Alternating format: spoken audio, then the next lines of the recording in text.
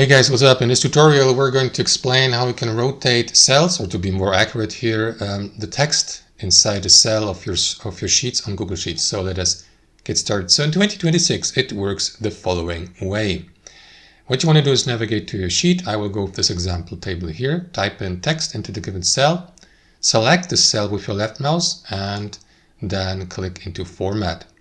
Below you will see the rotation menu. So hover your mouse over it and then you may go with tilt up, tilt down, rotate up, down. So as you can see guys, it rotates the text by 90 degrees, but you can also choose a custom rotation right here at the bottom, custom angle, and from 90 degrees go to, let's say, -15, and it would look like this, right?